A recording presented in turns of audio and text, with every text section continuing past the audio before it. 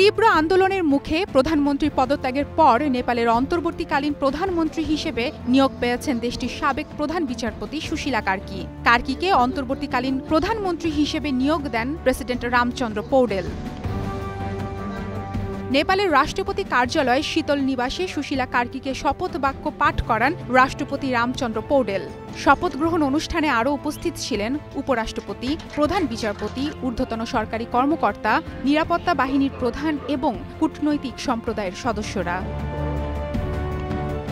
৭৩ বছর বয়সী সুশীলা কার্কি নেপালের প্রথম এবং একমাত্র নারী প্রধান বিচারপতি হিসেবে দায়িত্ব পালন করেছেন। সাহস, সততা আর ন্যায় বিচারে অবিচল এই নারী এবার আরেক ইতিহাস গড়ে হলেন হিমালয় রাষ্ট্রটির ইতিহাসের প্রথম নারী সরকার প্রধান। সুশীলা কার্কি ছিলেন এমন এক বিচারক যিনি নেপালের বহু ক্ষমতাধরদের বিচারের মুখোমুখি হতে বাধ্য করেছেন। ২০১২ সালে দুর্নীতির দায়ে দণ্ডিত করেন তৎকালীন তথ্য ও যোগাযোগ মন্ত্রী জয়প্রকাশ গুপ্তকে।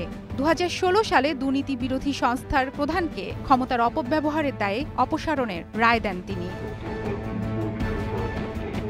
২০১৭ সালে পুলিশ প্রধানের নিয়োগ বাতিল করে আলোচিত হন বর্তমান অন্তর্বর্তীকালীন প্রধানমন্ত্রী। সেই রায় দেওয়ার পরই মাওবাদী কেন্দ্র ও নেপালি কংগ্রেস তার বিরুদ্ধে তোলেন অভিশংসনের প্রস্তাব, কিন্তু জনরসে সেই প্রস্তাব ভেঙে যায়। কার্কি হয়ে ওঠেন ন্যায় বিচারের প্রতীক।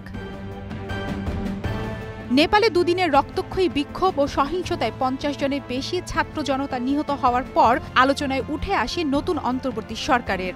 জেনজি আন্দোলনের এই পট পরিবর্তনে কে হবে নতুন প্রধানমন্ত্রী, তার উপরই ছিল সবার নজর। সুশীলা কার্কির এই নিয়োগ দেশটিতে এক নতুন রাজনৈতিক অধ্যায়ের সূচনা করেছে বলে মনে করছেন বিশ্লেষকরা। তরুণ প্রজন্মের নেতৃত্বাধীন আন্দোলন এবং তাদের দাবি অনুযায়ী একজন পরিচ্ছন্ন ভাবমূর্তির নেতার ক্ষমতায় আসা, এটি নেপালের রাজনীতিতে একটি সম্ভাবনাময় মোড় হিসেবেও অভিহিত করছেন অনেকে। মারফতুন রুচি, স্টার নিউজ।